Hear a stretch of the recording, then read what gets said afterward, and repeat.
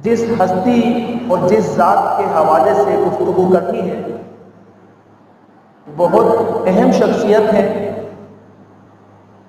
اسلام کو ان کی بدولت بڑی ترقی اور اسلام کا پرچم بہت بلند ہوا، جنہیں رسول اللہ صلی اللہ علیہ وسلم نے اللہ تبارک و تعالی سے دعا میں طلب فرمایا، جو شہادت کا درجہ بھی رکھتے ہیں، غازی کا درجہ بھی رکھتے ہیں، جو تمام غزوات میں رسول اللہ صلی اللہ علیہ وسلم کے ساتھ شریک ہوئے،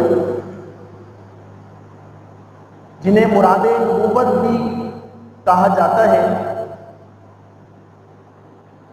آپ کی جو ایک بیٹی ہے، صاحبزادی ہیں، وہ رسول اللہ صلی اللہ علیہ وسلم کے نکاح میں آئی ہیں۔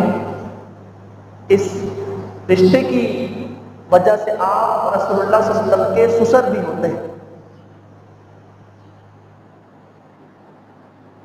میری مراد حضرت سیدنا خلیفہ دوم عمر فاروق رضی اللہ تعالیٰ عنہ سے آج یکم محرم الحرام ان کی شہادت کا بھی دن،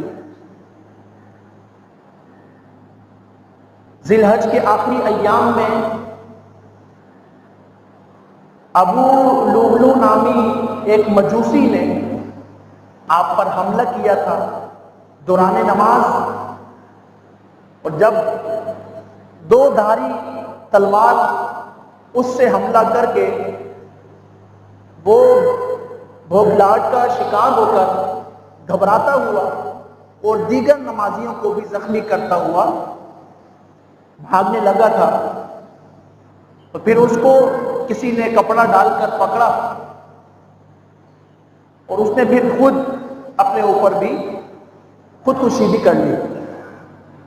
تو اسی زخموں کی تاب نہ لاتے ہوئے حضرت عمر رضی اللہ تعالیٰ عنہ یکم محرم الحرام کو شہادت کا درجہ پاتے ہیں، شہید ہوتے ہیں۔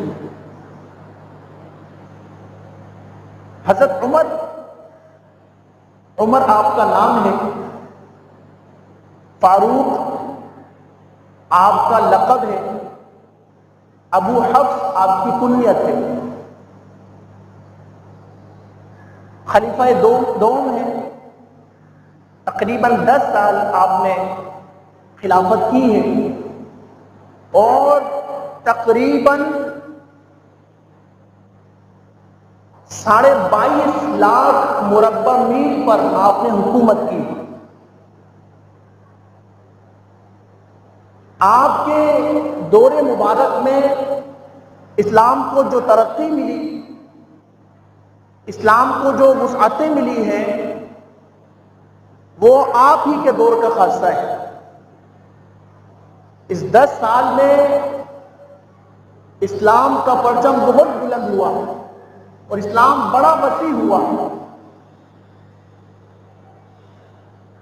حضرت عمر رضی اللہ تعالیٰ عنہ آپ کے اسلام لانے سے پہلے کوئی شخص اعلانیہ عبادت نہیں کر سکتا تھا۔ مسلمانوں میں سے کوئی شخص بیت اللہ شریف میں آ کر نماز نہیں پڑھ سکتا تھا، چھپ کر عبادت ہوتی تھی، اور اگر کوئی کرتا تو اس پر پھر ظلم و تشدد کا انبار لگا دیا جاتا۔ خود رسول اللہ صلی اللہ علیہ وسلم پر کفار و مشرکین نے ظلم کیا، حضرت ابو بکر صدیق رضی اللہ تعالیٰ عنہ پر ظلم کیا۔ حضرت عمر رضی اللہ تعالیٰ عنہ جب اسلام لاتے ہیں تو آپ بعض روایت کے مطابق 40ویں مسلمان ہوتے ہیں، 40ویں فرد جو اسلام قبول کرتے ہیں۔ باقی دیگر افراد ہجرت کرتے وقت حضرت عمر رضی اللہ تعالیٰ عنہ اسلام سے پہلے بھی بڑے لیڈر تھے، وہ ڈرتے نہیں تھے، اور اعلانیہ آپ کی طبیعت میں سختی تھی، وہ اسلام کے خلاف استعمال ہوتی تھی، لیکن جب اسلام لاتے ہیں تو یہی سختی پھر کفار اور مشرکین کے خلاف استعمال ہوتی تھی۔ حضرت عمر رضی اللہ تعالیٰ عنہ آپ سے متعلق اور صحابہ کرام سے متعلق قرآن مجید فرقان حمید کی کئی آیات کریمہ اللہ تبارک و تعالیٰ نے نازل فرمائی، اور کئی احادیث حضرت عمر رضی اللہ تعالیٰ عنہ کے حوالے سے بھی آپ کی فضیلت پر رسول اللہ صلی اللہ علیہ وسلم نے ارشاد فرمائی۔ میں مفہوماً عرض کرتا ہوں،